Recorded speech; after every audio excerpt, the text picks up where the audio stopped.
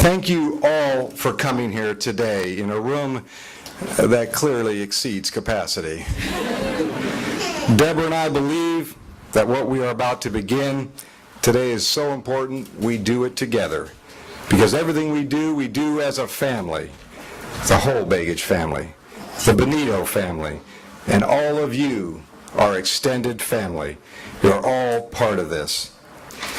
We even made Jacob an honorary exploratory campaign chairman. We figured he'd tell us all what to do anyway, so we felt, go ahead and give him a title. Our extended families are here today, and I'm proud of every one of them. But let me single out one for special attention. And it's not just because it's her birthday today. My mother raised a wonderful family in tough times. She contributed.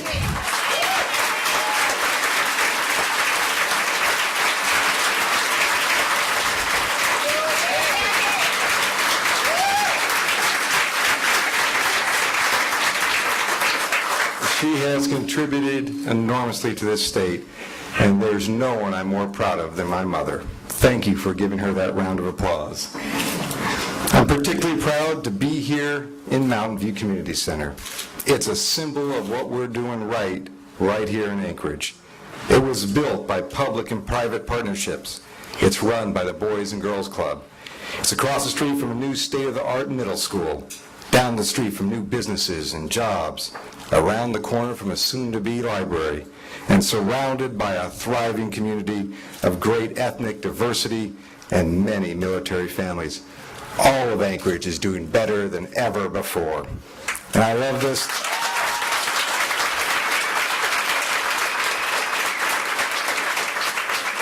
I love this city, the city where I was born and raised.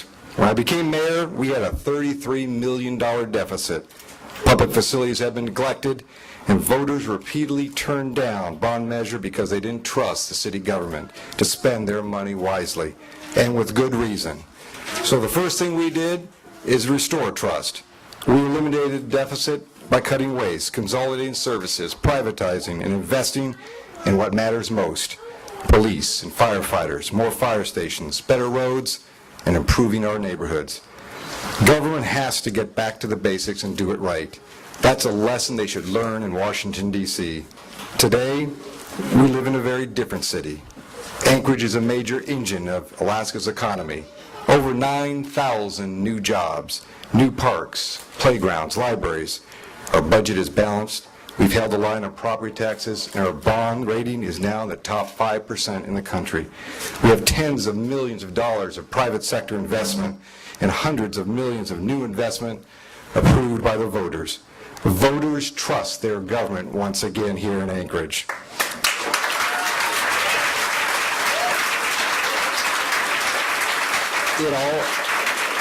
It all comes down to this. You can't revitalize a city, a state, or a country if the people do not believe in you. And that's what brings us here today. We still have a lot of work to do in Anchorage, but we also have work to do all across this great state. It's why this exploratory effort has been so important to me and unique. I don't believe it's been done before in Alaska. I had the chance to talk one-on-one with people and communities all across this great state: Bethel, Kotzebue, Sitka, Fairbanks, Juneau, Soldotna, Matsu, and believe it or not, most of the time I just listened. I wanted to hear how Alaskans are doing and what they're concerned about. And I wanted to know if they thought it was time for change in Washington, D.C. And you know what their answer was? Yes, they do.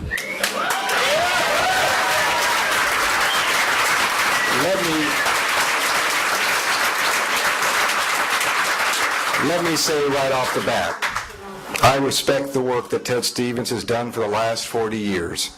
And I respect his service in World War II, serving our great country. He went to Washington in 1968 as a young man at the age of 45, a time when Alaska was a young state.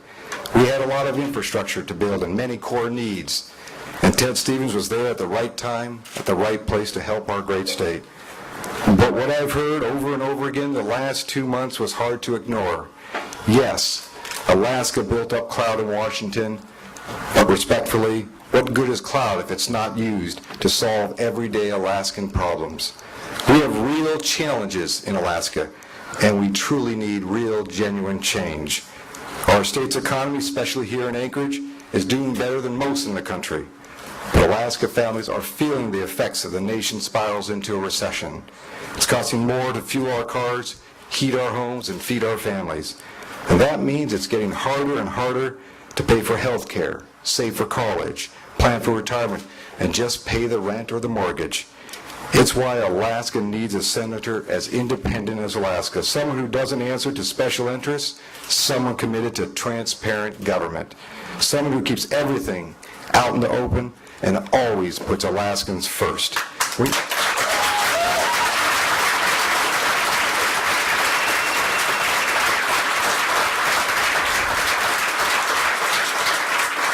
We need the right kind of clout in Washington that's committed to doing what's right for Alaskans. So here today, after months of careful consideration, after a lot of listening, and with a wholehearted support of my family, I am announcing that I'm a candidate to represent Alaska in the United States Senate.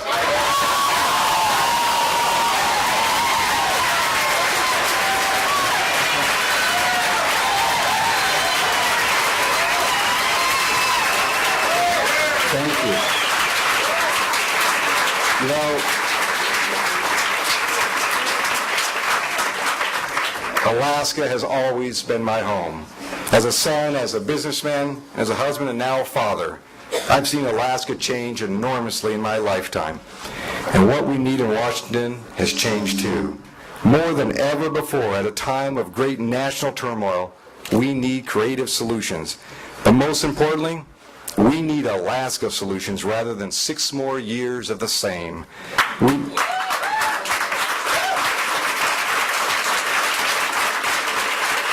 need someone with the energy and the independence to get back to representing everyday Alaskans. You've heard me talk about independence, and here's what I mean by that.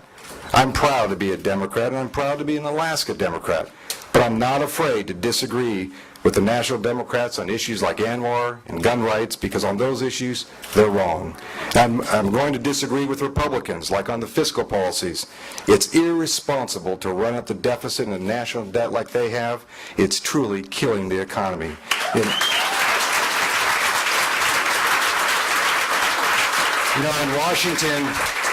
Washington, they criticize the so-called bridge to nowhere. But the bridge to bankruptcy they're building is a disaster for generations to come.